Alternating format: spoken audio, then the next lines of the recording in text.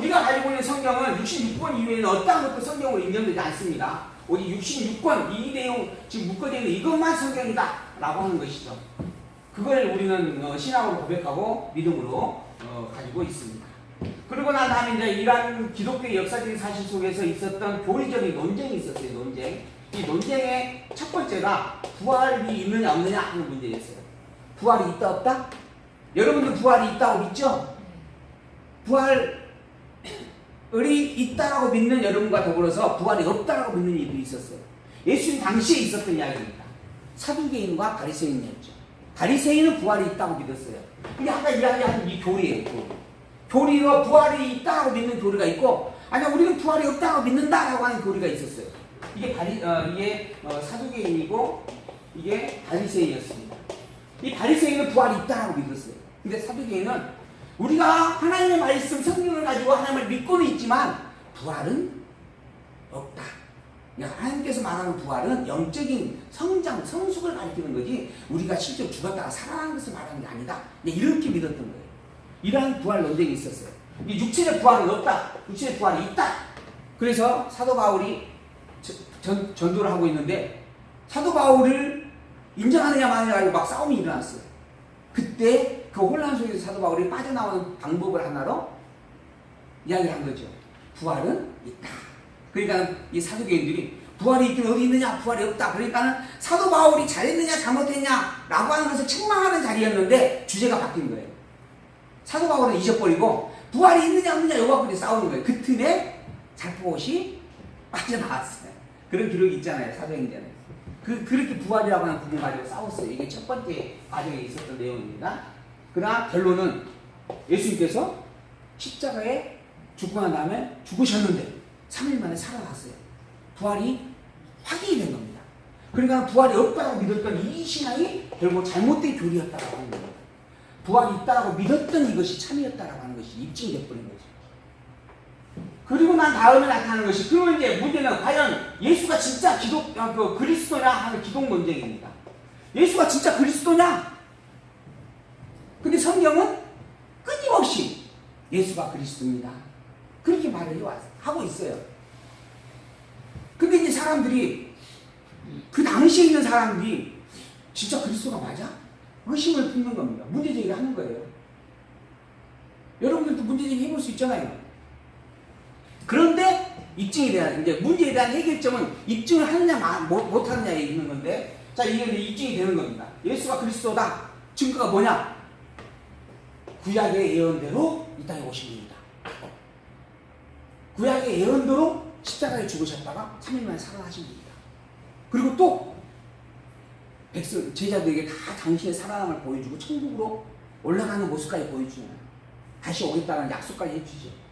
그러한 일들 하나하나를 직접적으로 증거가 되어지면서 예수는 그리스도가 틀림없다라고 이야기를 하게 되어지죠. 더불어 그리스도란 어떤 존재인가? 그는 근본 하나님이시다. 그럼 인간이냐 아니냐? 근본 인간이시다. 그럼 인간이 하나님이 될 수 있느냐? 하나님이 어떻게 인간이 될 수 있느냐? 굉장히 많은 문제가 질문으로 와지는 거예요. 여러분들 그런 생각 해본 적이 없죠? 그냥 예수님은 그리스도라고 그래. 그렇게 말하니까 그냥 믿고 살자. 근데 이 이성적 사고를 깊게 하게 되어지면 이런 질문이 나와질 수밖에 없어요. 진짜 예수가 그리스도가 맞아? 과연 이 기독교가 진짜 진리의 신앙이 맞아? 우리가 믿는 하나님이 참 하나님인지 참 하나님이 맞을까? 이런 질문들을 해보셔야 됩니다. 근데 이때는 있었어요. 그런 질문들이. 그러나 역사적 사실이 증거를 해주니까 예수는 그리스도가 틀림없어. 그런데 그분은 인간 근본 하나님이었고 더불어 인간의 몸을 입고 인간이 틀림없다. 그래서 완벽한 하나님이면서 완전한 인간이었다. 이렇게 결론을 내리죠. 이게 인간이 이해할 수 있는 언어에서 최고의 결론이었다라고 그때는 이제 생각을 한 겁니다. 그래서 완전한 하나님이요 또한 완벽한 인간이었다. 그게 기독 논쟁이에요. 그리고 난 다음에 문제가 생겼어요. 그런 예수 그리스도를 말미암아 교회가 막 번성을 하는데 특히 로마에서 핍박을 함으로 인해서 핍박을 받은 자들이 다 흩어져가지고 교회를 계속 쳐가게 되어지는데 거기에다가 교회 로마 황제가 그 교회를 공인을 해줍니다. 야, 그동안 내가 교회를 핍박했는데, 야, 이제 교회에 신앙을 인정해 주겠어. 이 교회를 우리나라에 뭐라 그러죠? 국교라고 그러나요? 우리나라 국교로 인정을 해주겠어. 이렇게 이야기를 하는 거예요. 그러다 보니까 이제 그동안 핍박을 했던 사람들이 핍박을 할 수가 없게 되는 거예요. 핍박하면 이제 오히려 잡혀가는 겁니다. 오늘 그래서 제가 자료 하나 찾아봤더니 로마의 그 복종심이 강한 군인들 부대가 있는데 그 부대에다가 이제 공인을 해주고 난 다음에 무조건 다 그래서 이 신앙을 믿어라. 그렇게 가는 거예요. 그 나라의 국교가 되어버리니까 그 나라의 백성은 다 무조건 예수가 그리스도라고 믿어야 된다. 당연한 겁니다. 그 중에 한 무리가 반대를 하니까 40명이 반대했다고 기록이 있더라고요. 우리는 안 믿겠다. 그냥 그를 다 그냥 불 속에 집어 던졌다 하는 기록이 있더라고요. 그런 핍박이, 그러니까 믿으면 죽이는 핍박이 있었다가 이제는 안 믿으면 죽이는 핍박으로 바뀐 거예요. 그러다 보니까는 그 나라 전체가 다 이제 믿게 되어질 수밖에 없잖아요. 어거지로라도. 거기에다가 4세기경 흰족이 중국과 인도를 점령하기 시작을 합니다. 이게 이제 세계사입니다. 우리가 살아온 역사예요. 그 흰족이 점령을 해오니까 그곳에 있었던 게르만 민족이 도망을 가요. 어디로? 유럽으로 도망을 갑니다. 우리나라가 속해 있는 이 땅이 유럽과 연결되어 있어요. 그래서 우리나라에서 철도로 북한으로 연결짓고 그 철도가 러시아를 거쳐서 유럽까지 간다 그러잖아요. 땅이 연결되어 있으니까 그렇게 도망을 간 겁니다. 그 흰족의 침략을 피해서. 그래서 유럽을 갔는데 이 유럽은 그 나라에 들어오면 무조건 뭘 믿어라? 예수를 믿어야 돼. 기독교를 믿어야 돼. 그러니까 갑자기 교회가 너무너무 커져버리는 거예요. 숫자가 너무너무 엄청나게 늘어난 겁니다. 이걸 이제 감당을 할 수가 없어요. 그래서 그걸 감당하기 위해서 법을 만들게 돼요. 교회 법이 만들어지는 거예요. 그러한 교회 법을 가지고 이제 그 백성들을 통제하기 시작을 해요. 그러면서 이 교회를, 그 많은 백성들을 수용하기 위해서 뭐가 필요해요? 큰 건물이 필요해요. 근데 건물을 지으려면 뭐가 필요해요? 돈이 필요해요. 그러니까 근데 돈이, 그 백성들이 수가 많으니까 돈이 막 몰려드는 거예요. 그래서 그 모인 돈으로 이제 건물을 짓기 시작합니다. 그래서 로마 교황청이 지어지고 그 많은 베르사유 성전이나 이런 것들이 다 지어지는 거예요. 그 당시에. 그리고 난 다음에 짓다 보니까는 좀 화려하게 짓고 싶어. 화려하게 지으려면 뭐가 필요해? 돈이 더 필요해. 근데 이제 나와지는 돈이 한계가 있어. 그래서 이거 돈을 더 걷는 방법이 뭘까? 뭐예요? 그래서 이제 면기부라고 하는 것을 만들어서 타는 겁니다. 야, 당신들은 죄인이야. 그 죄가 용서받으려면 돈을 내야 돼. 이 돈이 속죄전이라고 하는 건데 그 속죄전을 내면 당신 죄가 다 없어져. 그러니까 이제 갖다가 돈을 바치는 거예요. 그렇게 해서 로마 교황청이 부귀를 누리게 되어지는 거예요. 그걸 말하고 있는 게 이제 구원에 관계된 이야기예요. 너희들이 구원받고 싶지? 구원받으려면 뭐 해야 된다? 돈 내야 된다. 요즘 교회에서 돈 내라고 많이 이야기하죠. 저희 교회는 돈 내라고 절대 안 할 겁니다. 여러분들이 알아서 자발적으로 운영하는데 협력하시면 감사한 일이고. 어쨌든 근데 이제 안 되면 억지로라도 이제 요구를 하게 되어 있어요. 그래서 이제 돈 내라고 강요를 한 겁니다. 근데 돈을 안 내. 이걸 어떻게 하면 더 내게 할 수 있지?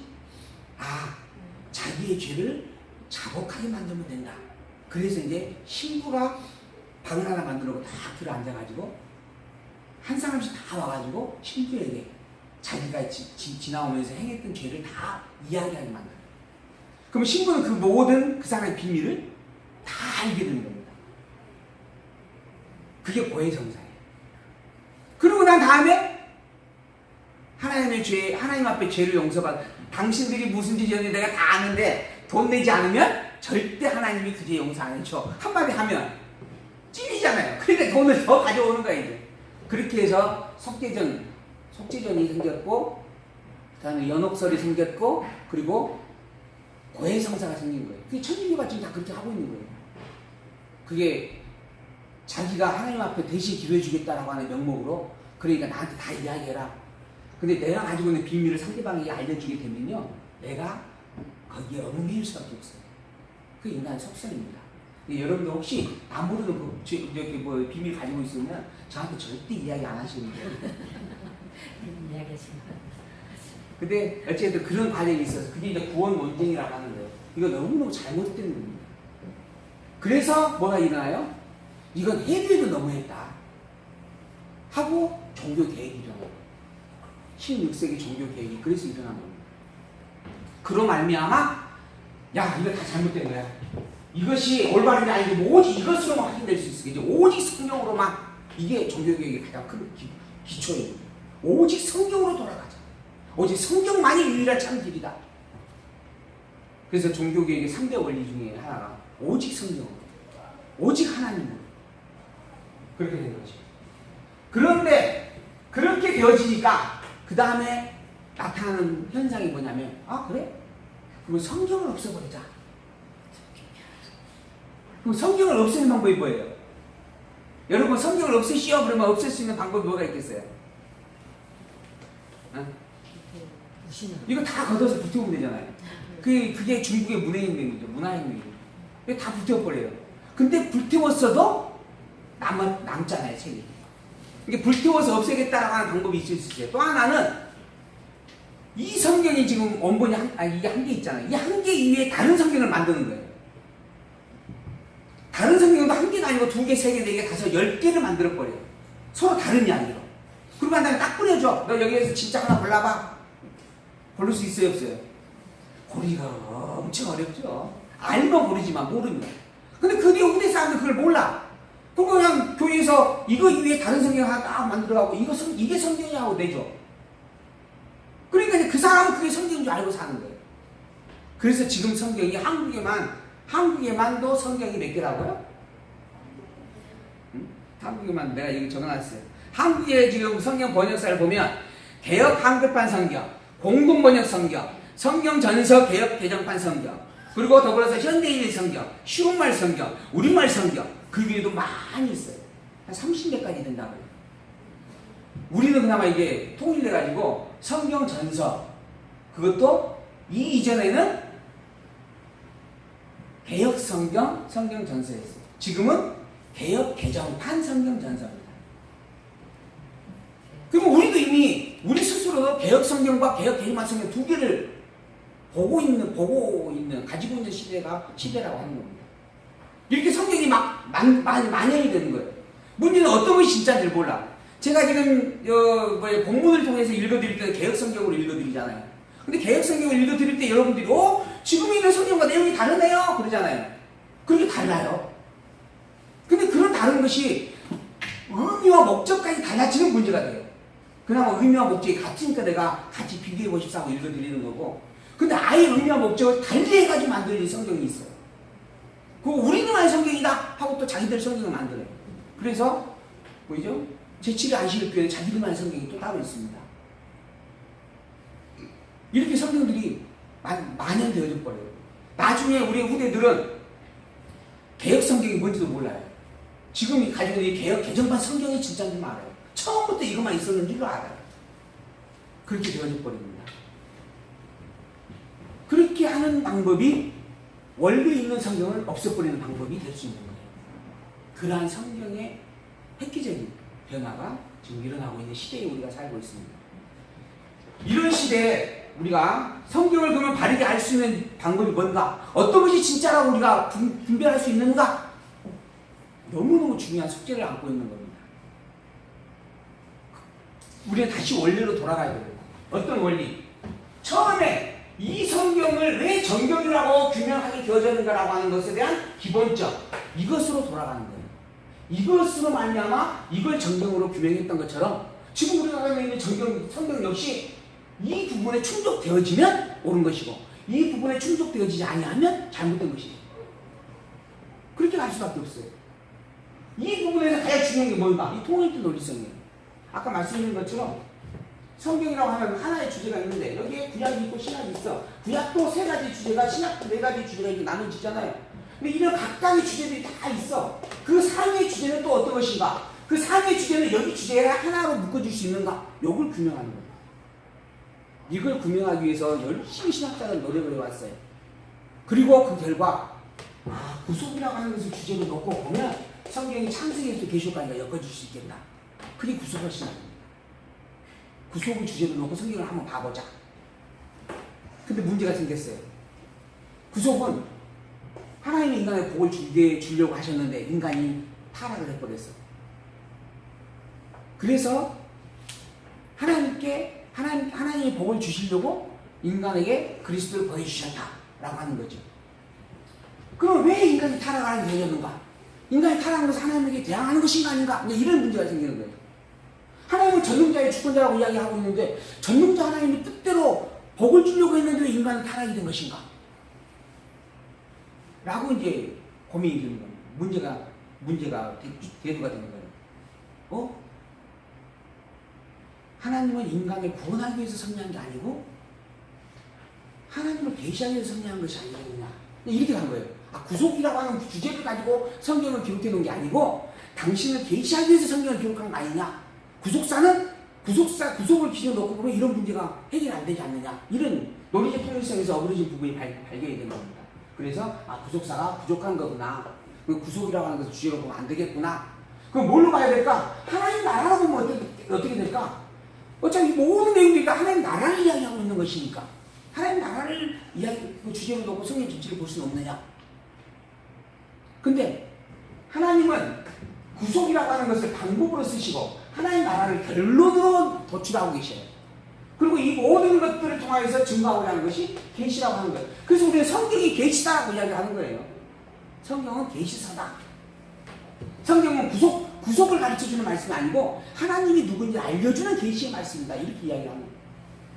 그리고 이 계시를 위한 방법으로 하나님은 언약을 선포하시고 언약들을 성취해 가셨다.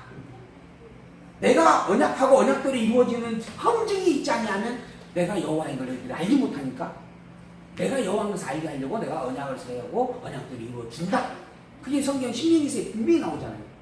그래서 성경은 언약과 성취라고 하는 내용을 담고 있고 그 내용을 통하여 정리되어져야 다르게 해석될 수 있구나.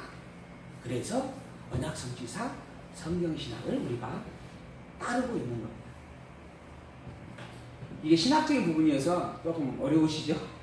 오늘 힘들고 오늘 여기까지 하면서 이제 이런 배경 속에서 예수님께서 오셨고 신약 성경이 기록이 되어져 간다라고 하는 것을 생각을 하시면서 성경을 다시 한번 살펴보시고 그리고 더불어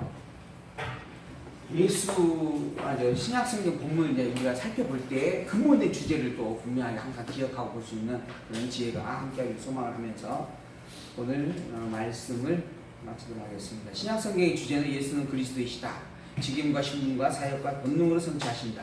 그 하나님께서 교회의 설립을 통하여서 교회의 양육을 통하여서 무장을 통하여서 투쟁을 통하여서 또한 교회의 승리를 통하여서 예수의 그리스도심을 증거하고 더불어 그러므로 내가 여호와이지 않느냐라고 말씀하고 계신다. 그래서 성경 전체의 주제는 하나님의 여호와이시다. 그걸 이사야 역사 승리와 예수의 그리스도 되심으로 증거하고 있다 하는 내용입니다. 이 내용을 정리하면서 우리가 더욱 바르게 성경을 알아가고 예수의 그리스도이심을 고백하고 오직 하나님만을 여호와만을 하나님으로 찬양하는 신앙이 굳게 서기를 소망하면서 오늘 말씀을 마칩니다. 기도하겠습니다.